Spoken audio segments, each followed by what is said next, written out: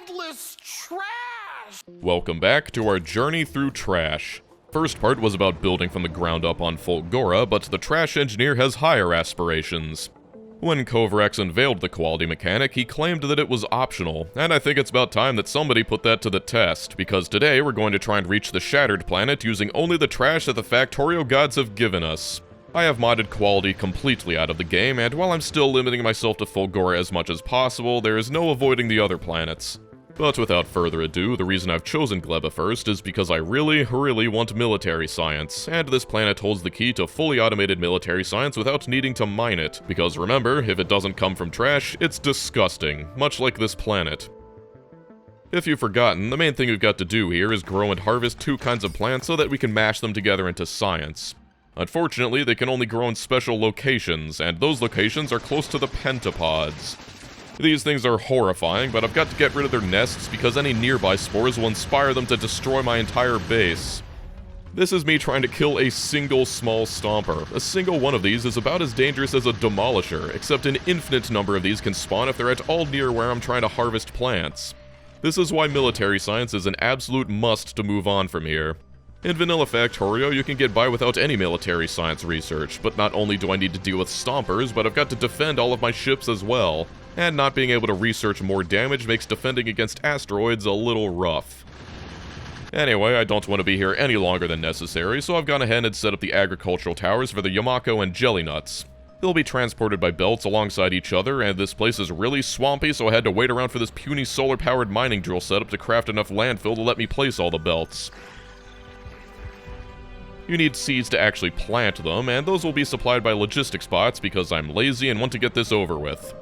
I'm not sure if it wasn't obvious after seeing what I had to do to take on those stompers, but automated defenses are not an option until I get proper military science, so this base is pretty much sacrificial. Regardless, the actual path to science requires mashing up our nuts and turning them into bioflux in these biochambers.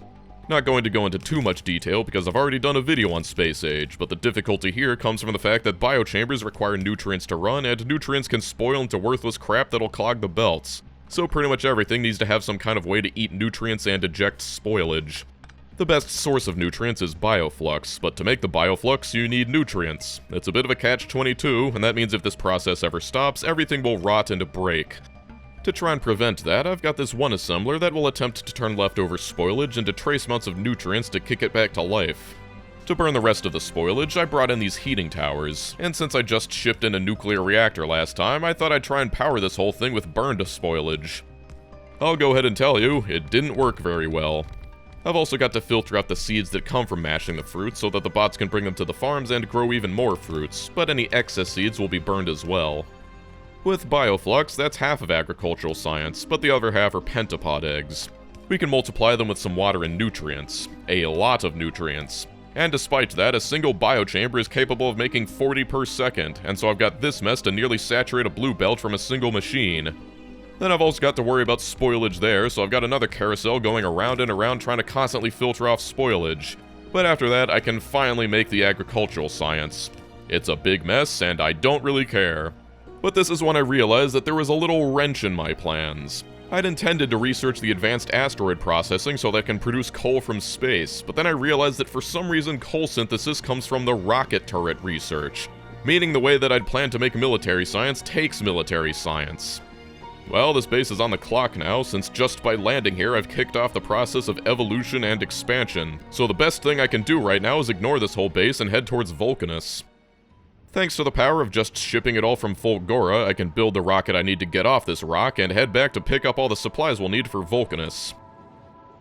This is why it's difficult to do interesting challenge runs with Space Age, but while I might not be able to rely on trash entirely, I like to think that I'm bringing the appropriate trash mindset, no matter the location. Plus, trying to reach the Shattered Planet without quality is challenge enough, never mind all the downsides of never being able to set foot on Nauvis. This crappy ship manages to make it all the way to Vulcanus, and now I can land on a planet that just has coal sitting there in the ground. I didn't want to need to do this, but all I'm gonna do is mine it from the ground, load it into a silo, and send it straight to my ship. I brought all the necessary supplies to build all the rockets with me, and so I'm just using solar power to power everything.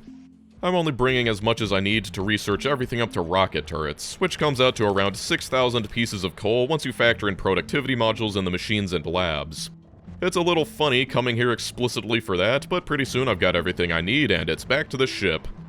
Normally getting to Vulcanus is just one planet away, but since my main base is on Fulgora, I've got to go twice that distance. Thankfully, I stockpiled enough ammo to survive the journey.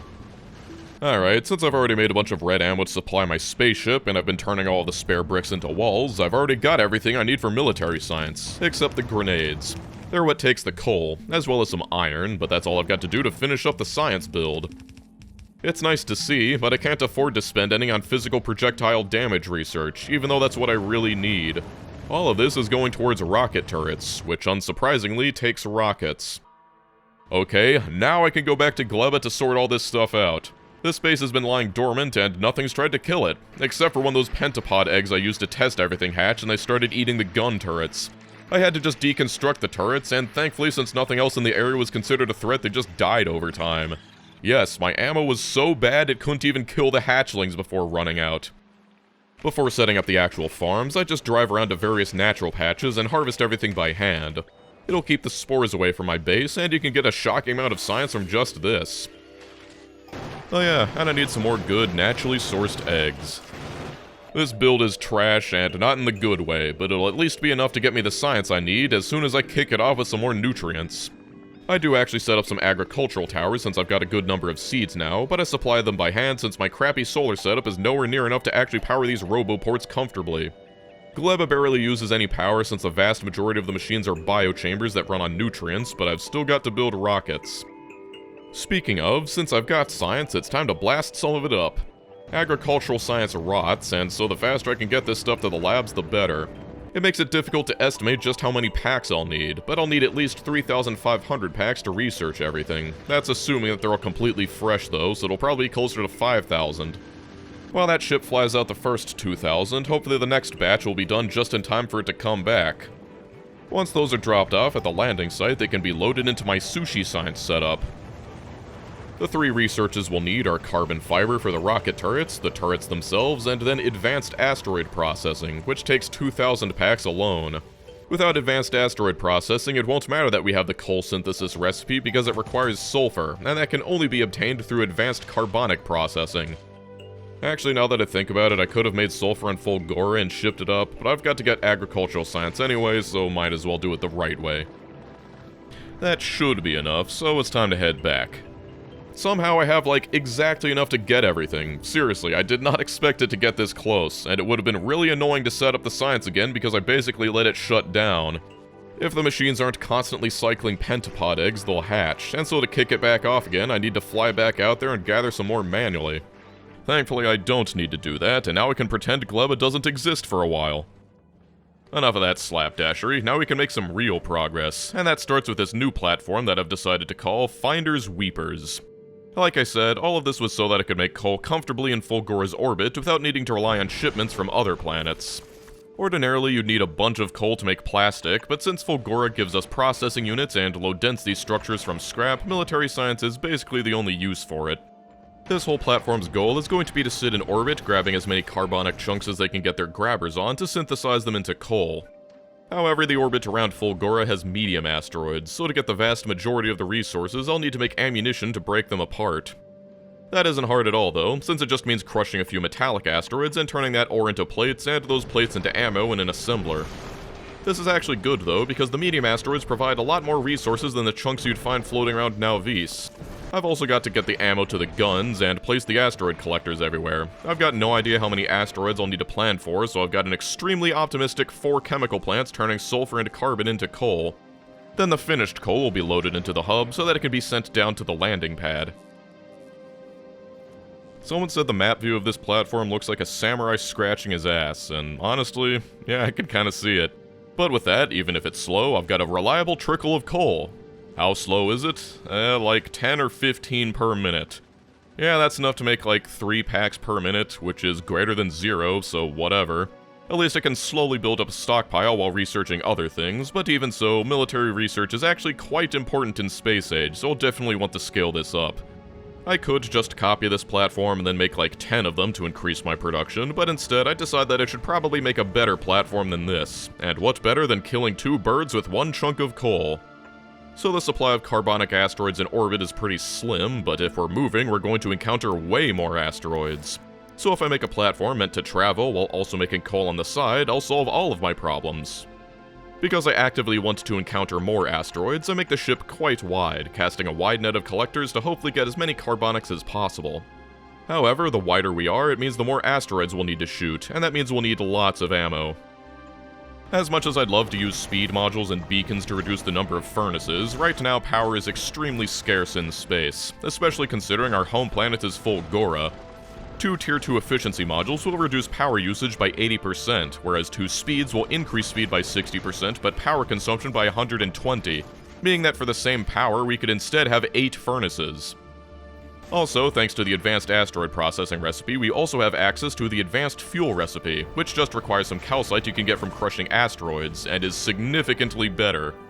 I've got the whole fuel processing area as this separate sushi belt, and don't try to understand it too hard, simply trust that the trash engineer knows what he's doing. With that taken care of, all that's left is the coal synthesis area. It's pretty much the same as the last time, but hopefully much faster. I love this way of making a single split belt with carbon and sulfur. The advanced crushing creates some carbon alongside the sulfur, but the process needs a little extra, so having a regular carbon crusher at the end of the belt will ensure that it only outputs when there's room on the belt. That way the carbon from the sulfur will always be used first. But anyway, that's my new Vulcanus ship, coal hard facts. After flying it for a bit, even with efficiency modules and everything, I underestimated the number of solar panels it takes to operate around Fulgora, so this whole thing's gotta grow like a tumor. I take it for a spin towards Vulcanus, and the coal production is night and day. Instead of getting 10 per minute, we're churning out about 3 per second.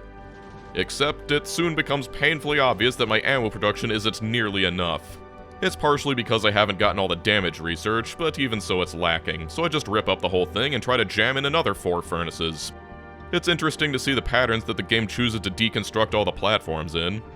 I also decide to reduce the number of engines, partially because I don't make enough fuel to supply that many anyway, but mostly because it was going a little too fast, and that's another way to reduce my ammo demand.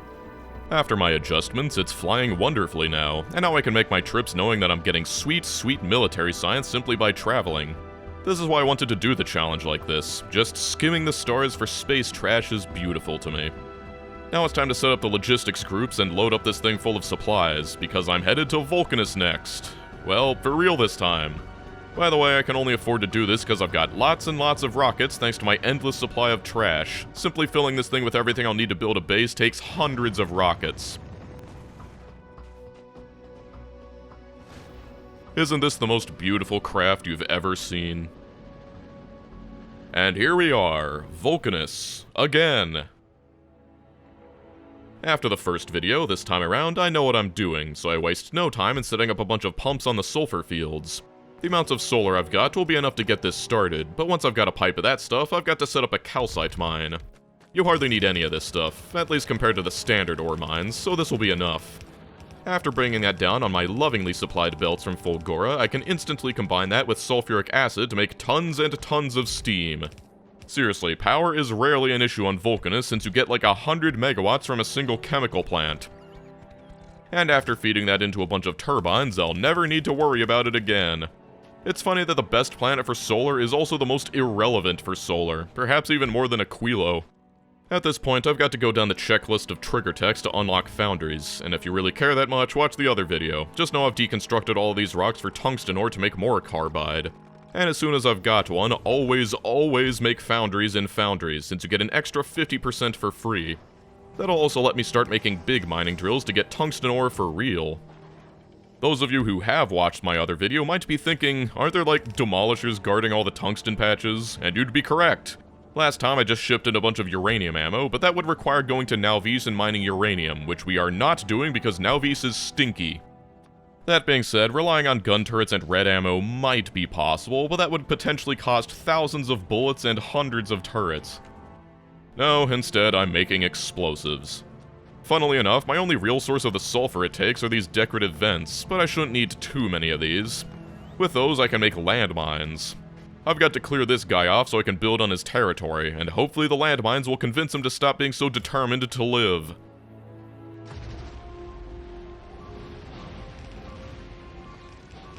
Okay, that could have gone better. It might seem like those things did next to nothing, but demolishers have insane HP regeneration. I think I just didn't pack them densely enough, especially considering that I don't have maxed out explosive damage research either. Alright, Worm, just slither over all those explosives. There you go.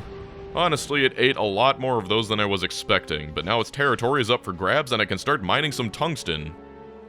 These big mining drills are great, but they'd look a lot better mining trash. Well, all things in due time. On Vulcanus, most of the challenge is just getting up to this point, but once you've got all the resources, it's pretty easy to make the science, seeing as everything is practically free. Now, remember when I said I'll be bringing the appropriate trash mindset? Well, these things take in lava and spit out molten iron or copper, and you need both to make the tungsten plates in metallurgical science, but that means multiple pipes. Wouldn't it be so convenient if we could just use one pipe for everything? I'm sure most beginners have had this thought, but now we have the technology to do it. For some reason, when the developers are updating the fluid system, they decided that it would be a good idea to let you filter pumps to certain fluids. That being said, trying to shove more than one kind of fluid into a pipe is what we in the business like to call an awful idea, but like that's gonna stop me. Well, I've got to make the tungsten carbide first, which is just some coal and sulfuric acid to make the carbon, and then some tungsten ore to add the tungsten part of tungsten carbide. I was tempted to shove the sulfuric acid into my insane uni-pipe, but it would have had zero practical benefit, compared to the lava, iron, and copper, which at least has a slim benefit. Anyway, you can't actually put two fluids into a pipe at once, and so to share it, we'll need some kind of system to cycle between the fluids. What that amounts to are these holding tanks that will contain the fluids when they're not in use, and then pump them back into the uni-pipe when it's their turn. There needs to be enough storage to hold all of the fluid in the system, because otherwise it won't be able to clear the main line of everything to make room for the other fluids. To actually make it function, we've got two sets of pumps for each holding tank, ones that pump in and ones that pump out. We can set filters to these pumps so that they'll only allow in one type of fluid, ensuring that the holding tanks won't get contaminated. After that, it's just a matter of cycling the pumps so that everything is pumped out to let the desired fluid into the uni-pipe. What that looks like is keeping the pumps going into each tank online unless we actively want that fluid in the system, and enabling the pumps out only when we want it. That can be achieved by a simple clock using combinators. This thing will count up every frame until it reaches the limit and resets. If we use some other combinators that will only output some control value when the clock signal is between something like 0 and 30, then we can disable the inbound pumps and enable the outbound pumps when it's in that range. Do that for the three separate fluids, and it should let them cycle painlessly. I've just got to build the rest of it first, but the tungsten plates are just tungsten ore plus molten iron. Given that, at best, these machines will only have access to the fluid they need 1/3 of the time, I've decided to make a couple extra. Same thing for the metallurgical science, which takes plates, carbide, and molten copper. Again, I've connected all of these to one pipe, but after that's all set up, all I gotta do is hook up the power to the tungsten mine and see if this thing actually works. I've set up some indicator lights to show which fluid is currently being pumped into the system, and lo and behold, this thing is actually working. Poorly. It is funny seeing all the foundries turn on at once before dying, but the main problem isn't swapping the fluids, it's how long it takes to drain the uni-pipe. Like, filling it up is almost instantaneous, but draining it is way slower. The first 99% seems to go away almost instantly, but it's that last 1% that's the problem, and until the pipe is completely clear, the next fluid can't come in. However, I have a brilliant solution. Just add more pumps. Now I've got like 20 pumps all trying to simultaneously drain each fluid into the respective tanks, and the increase in production is enormous. Since it doesn't take so long to drain, I can increase the frequency of the cycles, and because the machines themselves can hold a bit of a fluid buffer, it makes it even more efficient.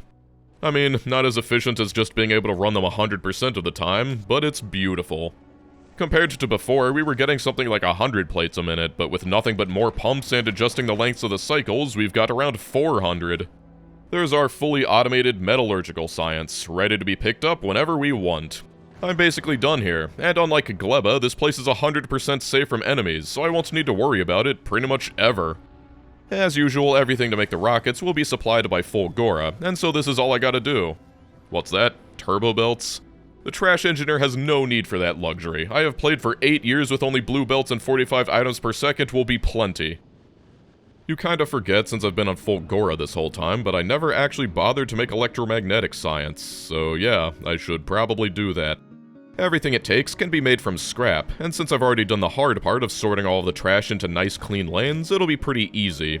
The first part is using the holmium ore that we've been previously throwing away in the thousands to make holmium solution.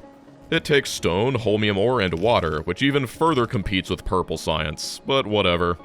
I mainly held off on this because I wanted foundries to make the holmium plates with even more efficiency, but considering how much scrap processing we're doing, I doubt we'd ever have a scarcity of it.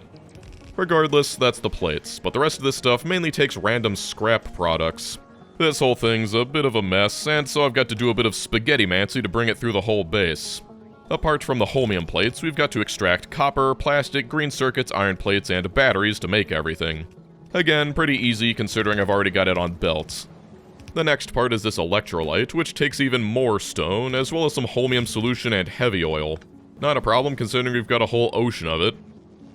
Then there's the superconductors. They take a bunch of plates, but also light oil this time. Since I've already got water over here for making the solution, it's easy to make a few cracking plants to convert heavy oil into light oil.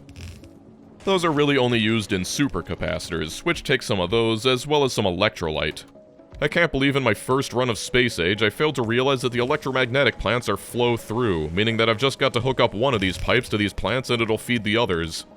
Well, with those, it's mostly finished. The last ingredient is accumulators, and those only take iron plates and batteries. I'll just output those onto the other half of the supercapacitor belts and then feed the electroscience plants. It's worth pointing out that I'm using efficiency modules because each one of these takes 2.0 megawatts, which is over 5 times as much as a single Tier 3 assembler. They're worth it though. Then I just route those into the sushi science and voila! Speaking of power, the first thing I want to get with this science are the upgraded lightning collectors. They extract even more power from the atmosphere, but I'm more excited about their increased range, which means it won't be as annoying to cover everything with lightning protection. Oh yeah, and I made like half as much electrolyte as I needed on accident, so whoops. The next thing I'm going after are Tesla turrets. I didn't use them last time because I didn't really need them, and I falsely assumed that they took ammunition because of the Tesla ammo, but turns out that's only for the handheld Tesla gun. Anyway, you might recall that despite having metal and electroscience, I don't actually have agricultural science anymore, and that's because up until now I haven't had an effective way to fight off the stompers that would attack a fully automated Gleba, but that changes now.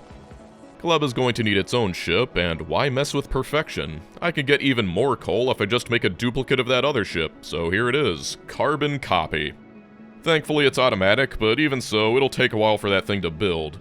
In the meantime, I am researching the 5,000 pack science required to get mech armor, because I've been stuck in modular armor for far too long. Being able to jump over everything is nice, especially considering that I still can't fill my armor with exoskeletons, because that would take personal fission reactors which take uranium which come from Nauvis. Still, it's enough for me to fit at least 2 exoskeletons, as well as upgrade all of my roboports and personal batteries with the most powerful versions. With this many batteries, I'll be able to store several minutes worth of exo power despite the awful solar on Fulgora. Well, back on Gleba, there's a couple nests I want to take out, and what better excuse than to use the new handheld Tesla gun. Turns out, it's not that great. If it weren't for the mech armor's ability to fly over water they can't reach, I'd definitely die. Oh well, at least it's marginally better than red ammo. It's at this time that for no reason I decide that I should have mirrored carbon copy so that I can tell them apart. And thankfully that's as easy as deconstructing the whole thing into storage and then pasting the flipped version. The pipes to the engines take a little tweaking, but that's it. Honestly, after looking at the other one for so long, this looks kind of uncanny. Whatever, everything's already set up to make science, so all I've really got to do is install the turrets. But here's the catch of Tesla turrets. They take 1 megawatt each continuously. And seeing as how awful my spoilage to power is, I've got to rely on solar for that. At least the solar here is better than it is on Fulgora, but it's still solar, so it sucks. We've got medium stompers too, so let's see how the turrets compare to the handheld variant. Now that's pretty good. The secret to their power is that each lightning bolt can jump, and each of the stomper's legs are valid targets, meaning that the same shot can hit the stomper multiple times. That should be enough to keep my farm safe. When I was first here, I relied heavily on scavenged fruits, but this time I've got to set up the full automation, so I've got to take a bunch of those spare seeds and make them into artificial soil. It's pretty easy, and you can thank us at the land for that, because in the beta it took like 10 times the effort. You'll need roughly twice as many Yamakos as jelly nuts, so that's why I've added an additional tower. I really wish you could turn off the harvesting, but not the planting. But anyway, I've got a circuit that disables the farm if there's a backup of fruits so that it won't uselessly harvest plants just for them to rot. But that's about it. Fully automated agricultural science and a dedicated ship to bring it in. We've got everything we'll need for the next stage of the game. Aquilo. Well, mostly everything. There's still a few minor things like actually making carbon fiber on Gleba, and oh yeah, the entire ship will need to do it. So Aquilo is special, and that's because unlike Gleba, Vulcanus, and Fulgora, there's big asteroids around it, and those can't be destroyed with simple gun turrets. We'll need rocket turrets. Yeah, those things I made at the start of this video, it's finally time to use them. I started out thinking I was going to use foundries to make all the iron plates, but even with efficiency modules, their minimum energy consumption is 500 kilowatts. Yeah, they're twice as fast and have an additional 50% productivity bonus, but when you consider that for the same power I could have 14 electric furnaces, it's obvious what I've got to choose. Energy is going to be extremely scarce, and that's because the space around Aquilo has even worse solar than Fulgora. In the first Space Age video, I went here using a nuclear reactor, but that's not really an option. Instead, I've got to use lots of solar. Even though I've got decent damage research thanks to military science, it'll still take a ton of metal to survive the onslaught of asteroids around Aquilo. There's also the matter of the explosives I've got to make for the rockets. Though I'm already pretty familiar with making the coal they take, considering all my other platforms do it for fun, so this isn't too unfamiliar.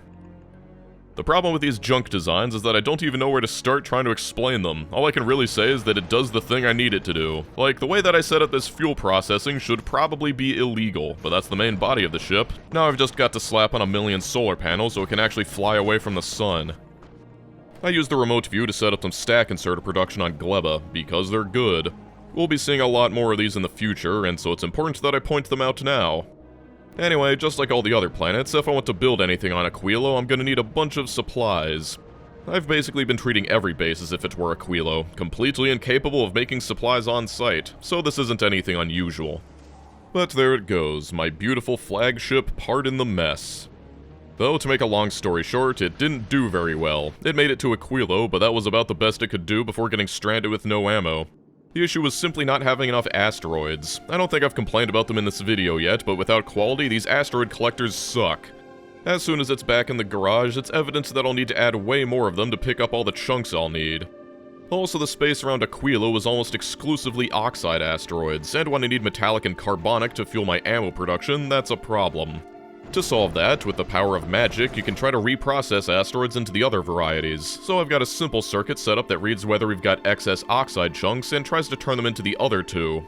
There, now it's space-worthy.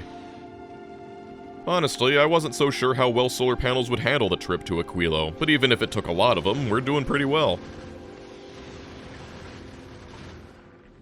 Ah, the frozen wasteland known as Aquilo.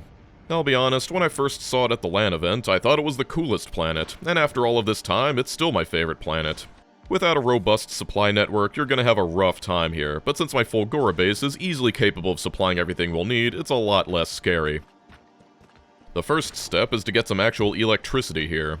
If you thought the solar was bad in orbit, it's even worse down here. The days are short, and the solar panels only give off 1% of their usual capability. Even so, there's no avoiding it, because to make the real power, we need steam. That means we're stuck using solar to power a few pitiful chemical plants to try and turn the liquid ammonia ocean into ice that we can then melt into water. Oh yeah, and without heat, everything freezes. Efficiency modules and rocket fuel, highly recommended. As soon as I've got some water stored up, I can take a heating tower and feed it with rocket fuel until it gets hot enough to run some heat exchangers. By the way, a single one of these steam turbines is worth 9,700 solar panels down here, so yeah. Even if it's hand-fed using fuel shipped in from Fulgora, it's a reliable source of power, so now I can set up the next step. You may have noticed that the ocean is very big, and if you got any hopes of building beyond this little island, you're gonna need some ice platforms. They're pretty easy, all things considered. All you've got to do is separate the ammonia and ice in a chemical plant, and then put them back together in an assembler. It might not sound like it makes sense, but the ice platforms take 100% of the ice and only 80% of the ammonia, so I guess that explains how you get a solid platform out of it. The rest of the ammonia can be combined with some of the crude oil around to make solid fuel. Solid fuel has lots of uses, but the main one is burning it to heat up the entire build. A good ice platform build is the cornerstone of any Aquilo base. Oh yeah, and you need concrete to build on top of ice, so get used to shipping that in.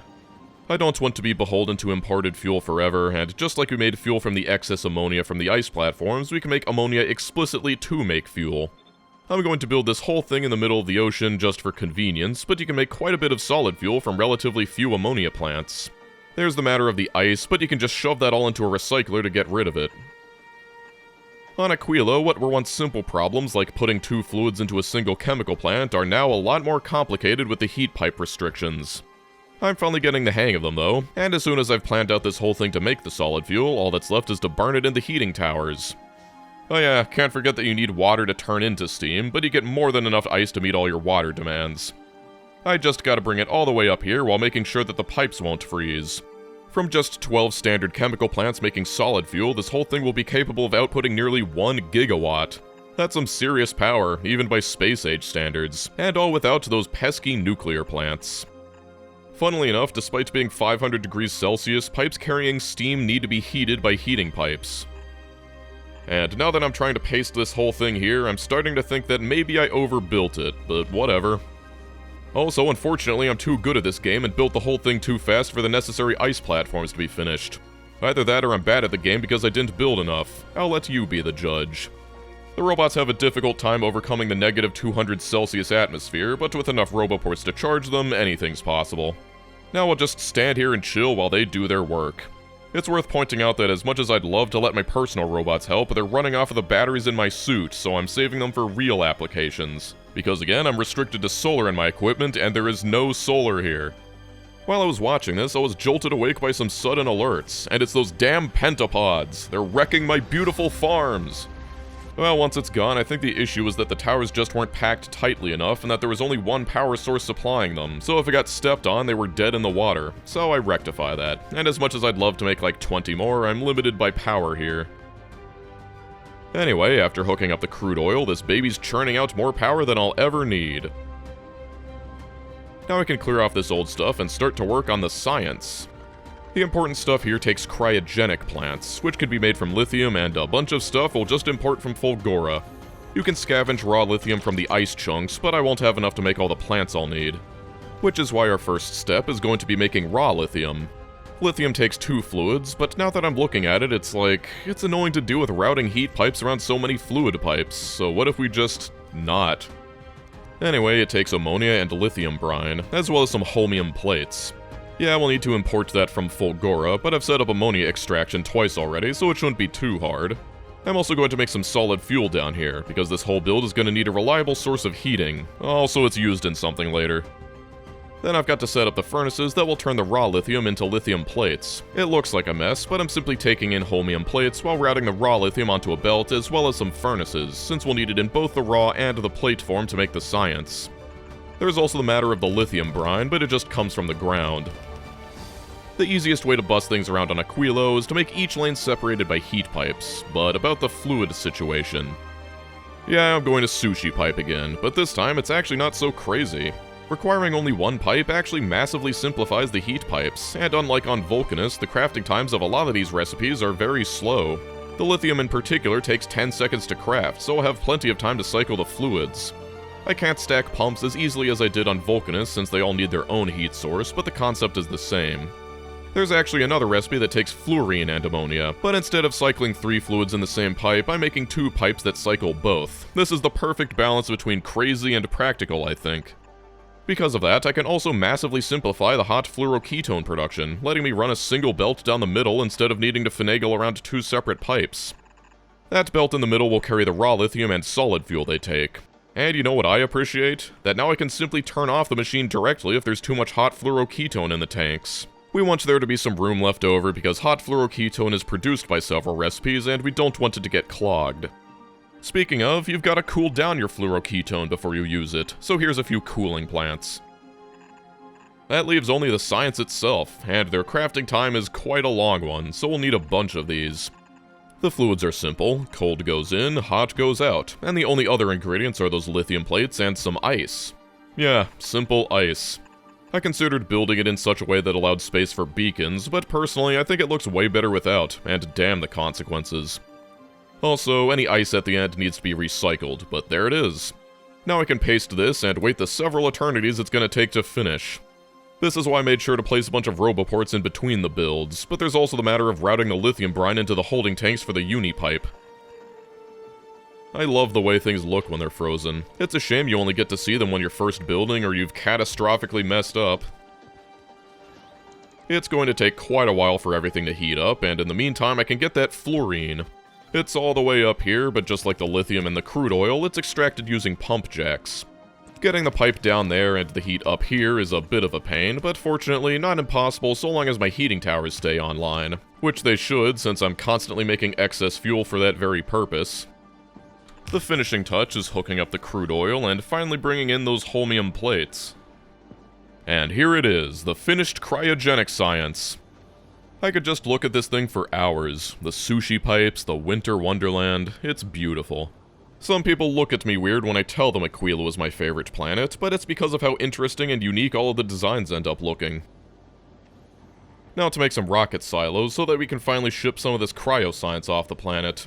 I'm not entirely done here yet, but there's a couple more things I've got to take care of first before I can finish this base off.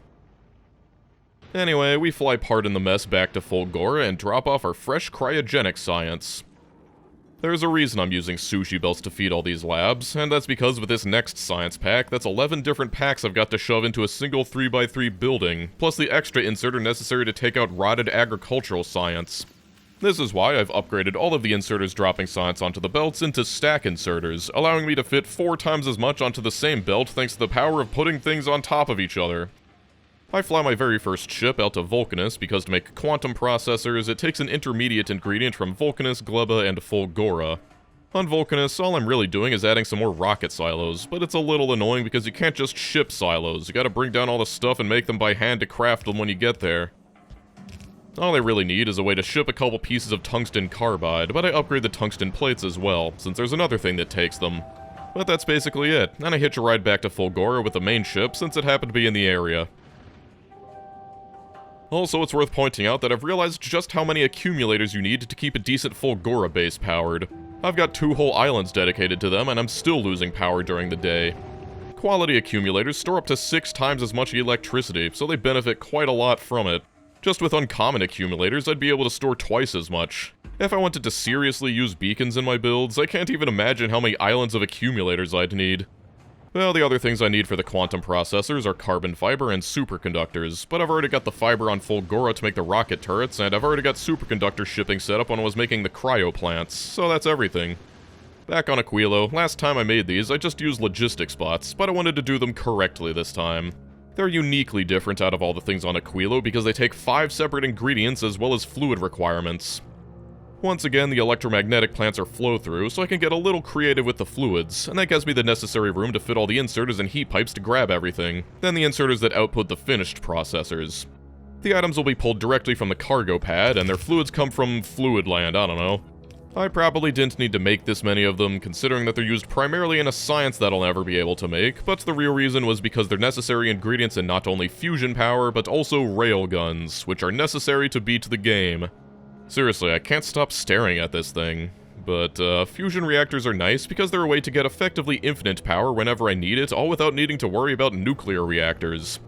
I've set up this nice little automation area, so I'll be able to ship them into orbit later, along with the fuel cells and automated cryo plants. Lastly are the railguns, but I'm just setting these up for when I need them. It's gonna be a while before I get around to using them. Before I leave, there's one last thing I want to take care of. My source of lithium brine is 3 puny wells, and the only other source is across the entire ocean, so for the first time, I'm setting up a train. Building trains on Aquilo is a little unique because you can't just route heat pipes everywhere. Instead, you've got to make a train that carries fuel so that you can heat things up on the other end of the track. There should be enough lithium brine to last my base until the end of the world, and so I've just got to set up this train to carry both the fluid back and some fuel. I should have used burner inserters just to ensure that this thing won't ever freeze. The train's double-headed for convenience, since only a megabase would ever need more than one train on Aquilo. That being said, there's just something special about seeing trains trundle across a vast ocean of ammonia. That's Aquilo pretty much finished forever, except for one last thing, and that's shipping out barrels of cold fluoroketone and lithium. I hinted last video that you can actually build over the oil ocean, it's just that it takes endgame research and a crapload of resources. Foundation will let us build over anything, but in exchange for such power, it's extremely expensive. Even so, it's what I've been waiting for. It's time for the penultimate act, rebuilding Fulgora. I said last video that I thought my trash design was lacking and inelegant, and not one to leave things unfinished. We've got to make a real Fulgora base. Also, I just needed better science for the infinite research I'm gonna need. The beginning of the better base starts in the lab, where I'm cooking up some secret techniques. Everything is going to be on a mixed belt, and so making it as efficient as possible is paramount. With the stack inserters, we can stack items, but the problem is scrapping scrap onto belts makes them continuously vomit out unstacked items. That means they take up 4 times the space of their stacked brethren, and that's bad for throughput. Instead, what I've devised is this method for outputting the scrappers into chests. This way I've set up a stack inserter such that it will only grab things of which there are at least 4 of in the chest. This way it only picks up things that can make a full stack. I was using a combinator to filter out any signal under 4 from the chest at first, but a much better solution was to load a constant combinator with a value of -15 for each potential result from scrap. With the inserters hooked up to both the chest and the constant combinator, that way only when there's 16 of an item will it be able to overcome the negative number from the constant combinator, set itself as a filter, and then cause the stack inserter to grab all 16 at once and make 4 stacks with perfect efficiency. I can do this for as many recyclers as I want, and be left with super compressed belts. Remember my 30-lane sushi bus? Well, just these 6 lanes are equivalent to 24 lanes without stacking. I'll be taking things off the trash belt just like before, but with stack inserters this time. However, stack inserters are special and will only swing when their hand is completely full. That's both a blessing and a curse, because it means that while they might catch more, it also opens up room for leakage if the inserter in the back is waiting with 12 in its hand and then 8 items pass by. I've solved this most ingeniously. I can control an inserter's hand size with a signal. What I've done is make a clock that pulses once every 2 seconds. Ordinarily, the hand size will be 16 as supplied by a constant combinator, but when the clock pulses, -12 is added to the wire, making it 4 for 1 frame. That will cause any bulk inserters currently holding on to something to immediately drop their hand while still keeping everything perfectly stacked. I can tell you, this works flawlessly. After staring at it for a while, it let absolutely nothing get through. That's great in theory, but we've got to put it into practice. I've chosen this island up here as the site for the new base, and the first step of recycling scrap is getting scrap. To get about 8 stacked lanes, I'm going to be churning through tons of this stuff. Thanks to my testing, I know that I'm going to need a new train about every 8 seconds to keep up with demand, so this unloading station's going to need some decent throughput. Oh yeah, and I researched better support so now I can actually build elevated rails on the deep oil. The 6 lanes from the trains get balanced into 8 before being fed into 4 of these recycler setups I've made. You know this is a serious build because I'm using beacons. This is also why I wanted to wait for foundation, because now I don't need to worry about the few belts that had to pass over the oil. This will roughly output 4 completely stacked lanes, but the trash belt itself will be balanced across 8 lanes, and that's for reasons. Just like last time, I'm going to immediately remove the ice from the belt since it only has one purpose. It'll melt into the water that will run several later processes, such as the cracking of heavy oil down to light oil, and light oil down to petroleum so they can make sulfur later. I set up the inserters and my magic combinator. It's so nice knowing that this design won't let any items leak through. The next thing is to yank all the solid fuel off the trash bus and turn that into rocket fuel with the help of the light oil we just made. This is still just like last time, but this is where things start to diverge. Firstly, despite being basically free, power is a real problem. With Foundation, I could pave every single island with accumulators on the same grid, but I'm lazy and I've got to get rid of excess solid fuel anyway, so why not burn it? Since finishing Aquilo, I've realized the power of a couple heating towers, and the amount of fuel you get from scrap is insane, so this base will have no problem powering itself from its own waste. I'm using some Foundation to route the steam pipes across the ocean just because of how much space all the turbines will take. This is some serious power, and that requires some serious turbines. The next thing to be unceremoniously yanked off the line is concrete. There's no use for concrete here, so it can be safely destroyed. There is, however, an urgent need for all the bricks that spits out, though the iron ore is completely useless. While I'm here, I'm also making the sulfur for chemical science, since it fits.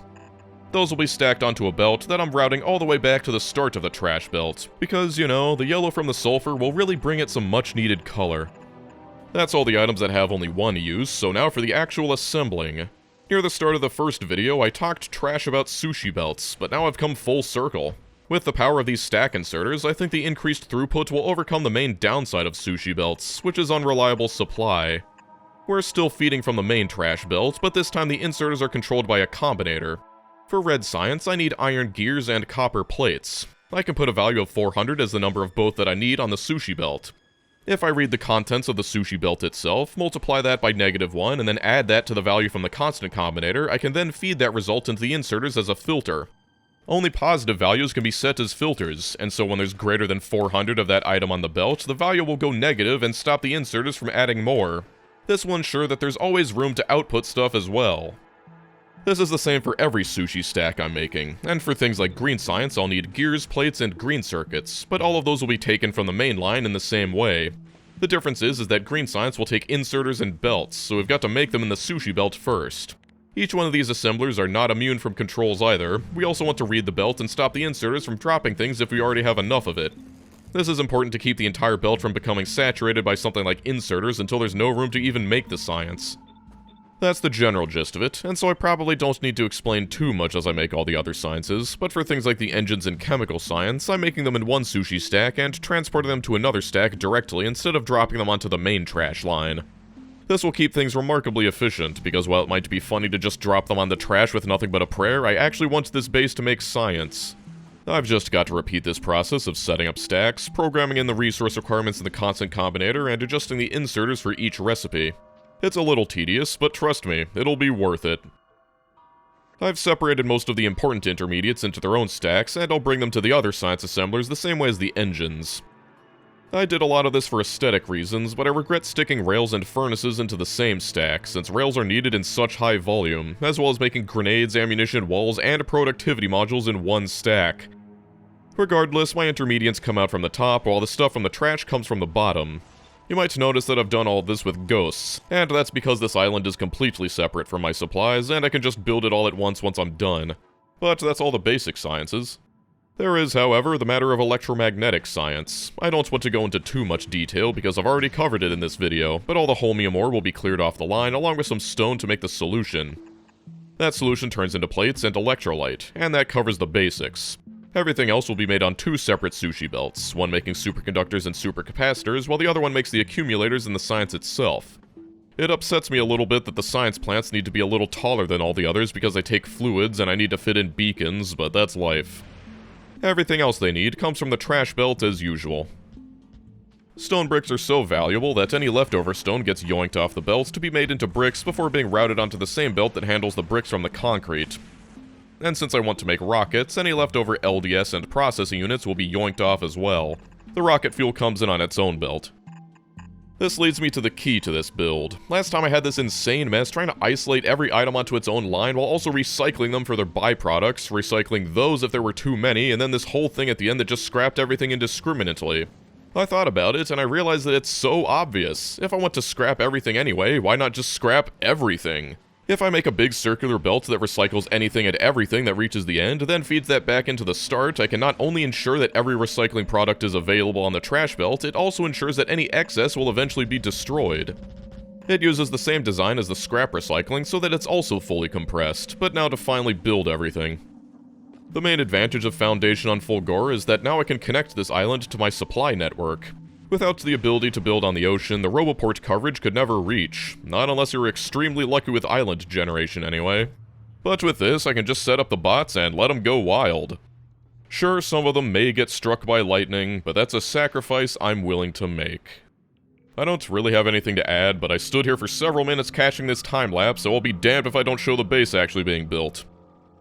I guess I could point out that my method of stacking from the inserters isn't foolproof, since if a 17th item appears in the chest the very frame after the number reaches 16, one inserter will grab all 16 and the other one will grab one and drop it unstacked onto the belt.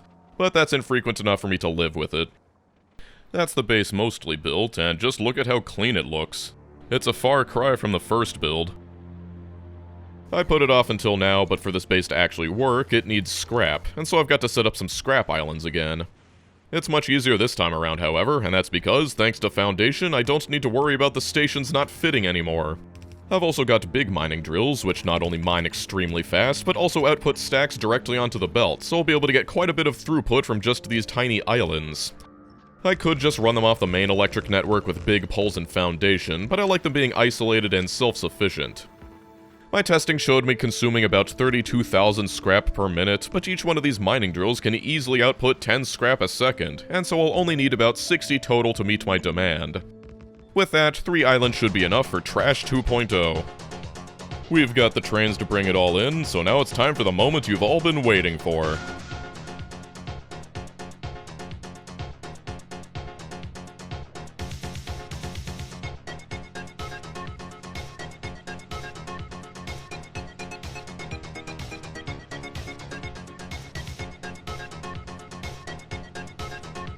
The sushi belts are grabbing what they can, but they can't make anything just yet. It'll take one lap of trash before things like green circuits get added to the mix. The scrapper's having trouble, however, but that's nothing doubling it can't fix.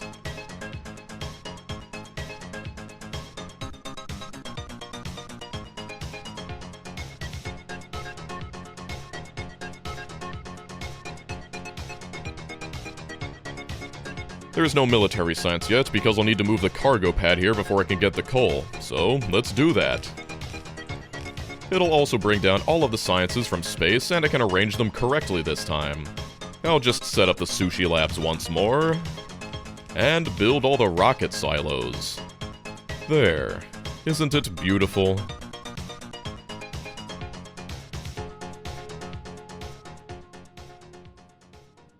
This is exactly the kind of thing that I was imagining when I set out on this journey, and I think it's safe to say that I've conquered the trash planet. I absolutely love how cleanly it fit onto this one island. It makes my old base look like an absolute dump. That being said, by Space Age standards, it's still quite quaint, especially since it has no quality. Well, now I can finally load that all into the sushi labs. It's time to point out something quite important. I'm still using the basic labs, and that's because I'm stuck on Fulgora. You can research biolabs, but they can only be placed on Nauvis, which kinda defeats the purpose of this run, but they are insanely overpowered. Not only can they fit 4 productivity modules instead of 2, but they consume science packs half as much. That means you get straight up double your SPM. Imagine taking this whole base and doubling it. That's what we need to do to match the power of a single building. But that's not all. The half consumption factors in productivity twice, so with tier 3 prod mods, a basic lab can turn 1 science pack into effectively 1.2, whereas a biolab will turn that single pack into 2.8. Yeah, so biolab's good. Anyway, I try not to think about how this 400 SPM build could reach 1000 simply by being placed on Nauvis, as I set up these Nixie tubes to display the amount of scrap I've consumed and the number of items that have passed the trash belt. The sheer speed at which this thing is updating really puts things into perspective. This is definitely up there with some of my favorite things I've ever built. The stack inserters are really what makes this thing work. Our goal is still the Shattered Planet, and this base was not only to prove a point, but to also increase my science per minute so that I can eke out a few more infinite researches. Explosives damage and asteroid processing efficiency in particular are the most important researches for me. Unfortunately, both of those require agricultural science, and while this base makes over 400 SPM, my Gleba base does not. This thing has been haunting me since the beginning of this video, so I've finally got to deal with it. The good news is, now that I have fusion reactors, I can slap down this 100 gigawatt reactor effortlessly.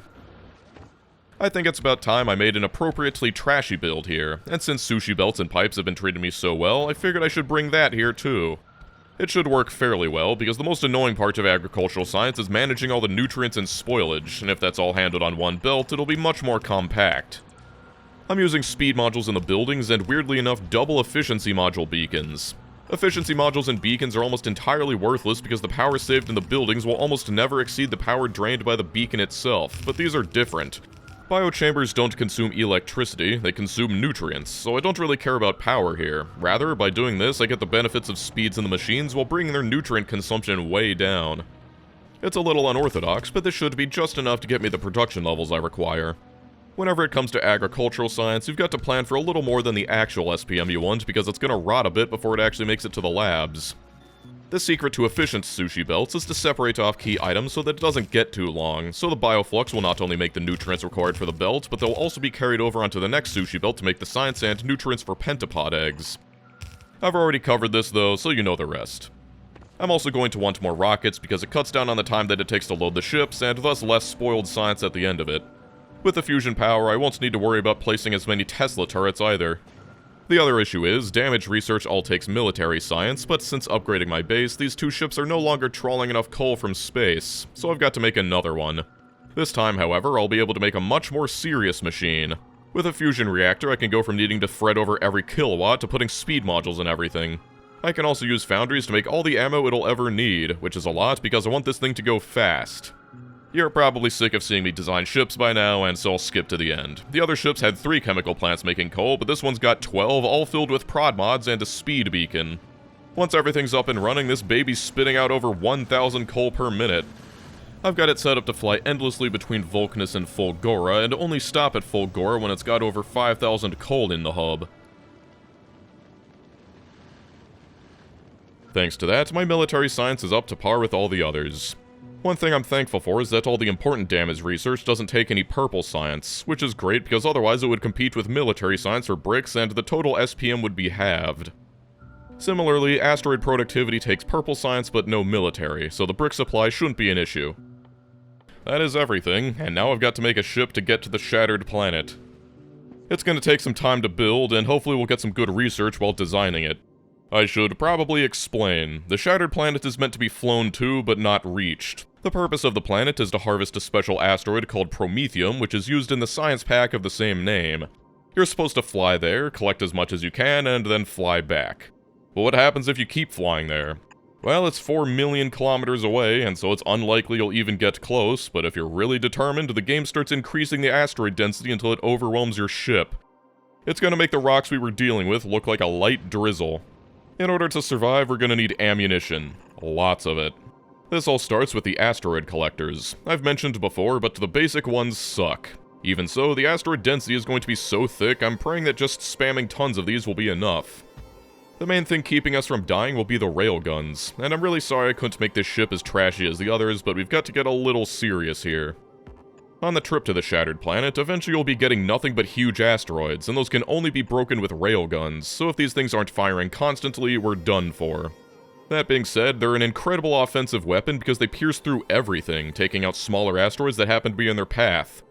Because of that, we want to maximize the railgun coverage, but because they obliterate anything in front of them, including your own buildings, we're stuck with this blunt brick of a design.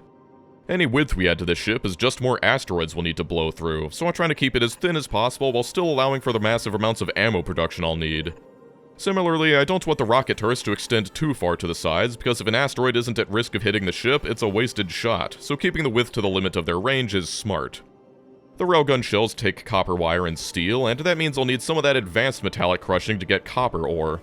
I've planned for each of these foundries to have 6 beacons, half-speed, half-efficiency modules, and full-speed modules inside of them. The reason for this is if it turns out I need a little bit more production, I've still got some room to boost certain machines to meet demand. I'm planning tentatively for around 400 railgun shells a minute and 800 explosive rockets per minute. The explosives are extremely important because of that, and so I'm going to need tons of carbonic crushing. Thanks to belt stacking, I shouldn't be punished too hard for not having turbo belts, but it's going to be close. I need lots of coal plants to feed the explosives, and I need lots of explosives to feed the ammunition, so this is what it looks like. Fortunately, we can make explosives in cryo plants, and while they may be power hungry, they also have 8 module slots, which means I can fill them with loads of productivity modules and get up to 80% more explosives for free. Fully beaconed, these 10 plants should be enough to meet my soft goal of 400 to 800. I came up with those numbers through some rough guesstimation of how many I'd need if several turrets were firing non-stop, which they will be. If you want to see what that level of production looks like without quality assemblers, beacons, and modules, here it is. I'm using belt weaving since that's the only way to load everything while still having room for the beacons. That's 28 shell assemblers, all fully beaconed. I hope this is enough. That's half of the ammunition, but the other half is rockets. Now last time I used basic rockets, but this time I'm going the extra mile and making explosive rockets. Normal rockets are the obvious choice for ships because they do more damage, but explosive rockets do damage in an area. They cost 3 times as many explosives as the normal variant and are rarely worth it over 3 standard rockets, but that all changes when you're headed to the Shattered Planet. The asteroids are going to be so thick that the AoE of railguns and explosive rockets will be our only hope of even getting close. Oh yeah, I'm also making some yellow ammo, but if we're relying on gun turrets that hard, something bad must have happened. This thing is getting pretty long, but as I've said, it's best to build tall. There should be enough clearance from the guns to keep anything from drifting into the bottom of the ship, so long as we keep our speed up. Down here is where all the fuel will be made, but in contrast to my ammo production, fuel is the least of my concerns. This thing is already massive overkill, because more speed equals more asteroids, and so this thing is going to be forced to go at a crawl for most of the journey. There's also this fusion reactor. I designed it before starting on the ship, but with 3 reactors, this baby will output 700 megawatts continuously. If you factor in the draw of the reactors themselves, that's 670 megawatts of useful power. It sounds like a lot, but those foundries and cryo plants are going to stretch that to its limits. That's why I designed around half efficiency modules in the beacons. The worst part of standing up a massive ship like this is waiting for it to slowly grab the handful of asteroids it needs to make fuel. The moment it can move, it'll be able to grab way more asteroids, but getting that far takes like half an hour in orbit. I swapped out some of the railguns for collectors, since I'll only need them deep into the Shattered Planet, but once it flies, this thing can start buffering resources. I like to think of it as a compressed cube of trash rather than the scrap heaps that are my other ships, but here it is, the ultimate platform. Waste not, want not. Because of how valuable carbonic asteroids are, I decided to add some dirty reprocessing near the end of the belt and reroute any carbonics back into the start so that they can cycle again, but if any asteroids make it till the end, they're thrown into space. I take one last look at my trash before it's time to go, but wait. Even though I have no plans of actually making promethium science, I've got to research it to actually fly to the Shattered Planet, and that means I've got to capture a biter nest. This game really waited until the very end to force me to land on Nauvis. Fine, I'll go there. I've just got to bring a capture rocket, some stuff to build a rocket, and some solar power. My disgust is immeasurable, and my day is ruined. Hey biters, long time no see.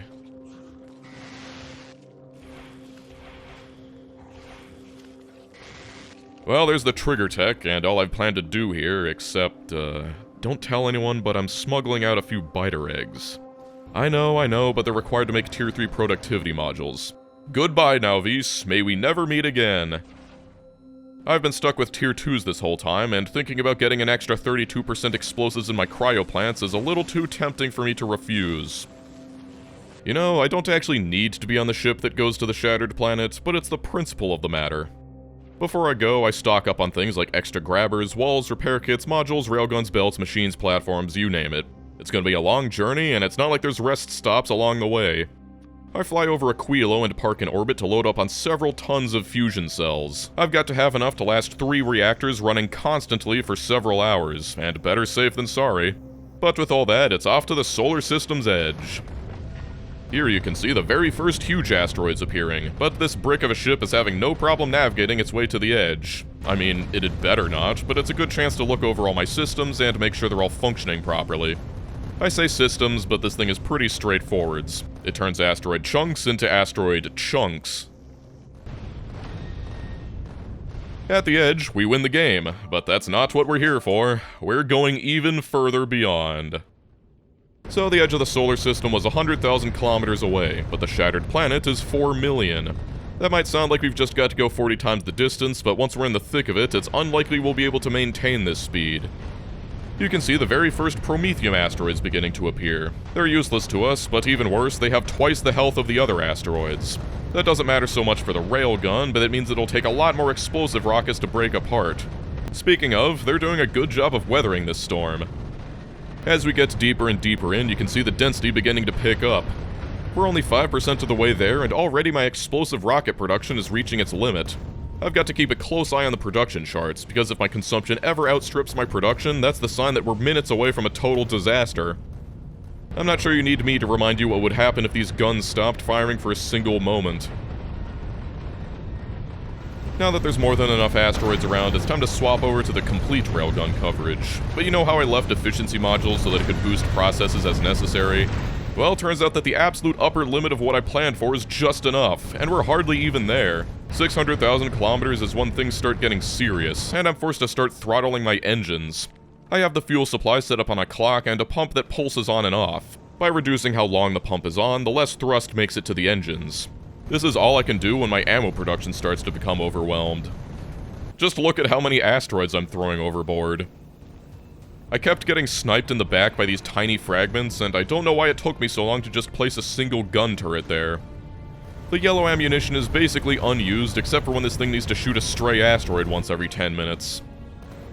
I'm reporting live from the trip to the Shattered Planet, and you wouldn't believe the weather.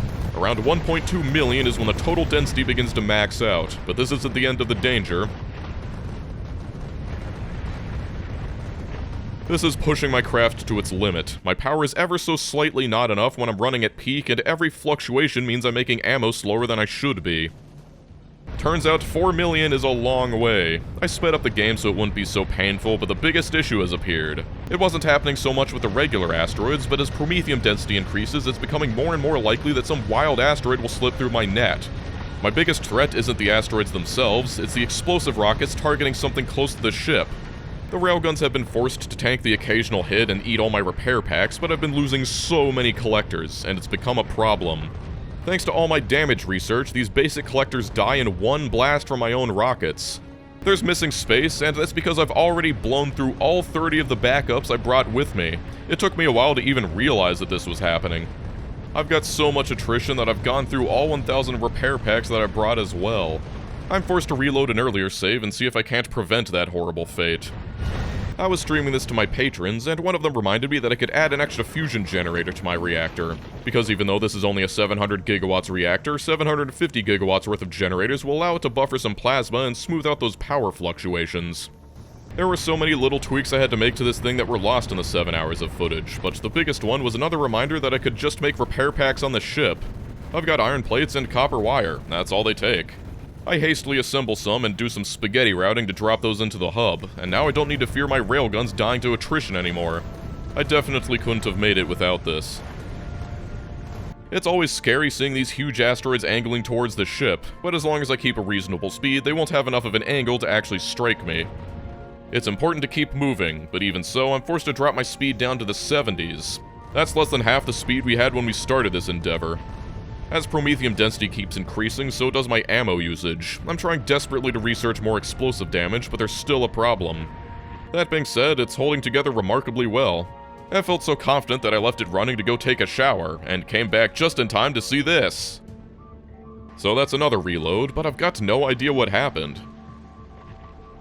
I realized that I've lost so many asteroid collectors to friendly fire and freak asteroids that I'm no longer gathering enough asteroids. The 80% asteroid productivity I've researched is doing its best, but I just don't have enough carbonics to make the explosives required anymore. More promethium asteroids means less useful asteroids too. Looking at the front of the ship, I can see that the chunks are creating this cone-shaped dead zone, and so to meet demand, I've got to move the ones I have closer up to the front, even though that's the most dangerous area. We're 75% of the way there though, I've just got to hold on a little longer. It is so red. The YouTube compression algorithm is going to love this one.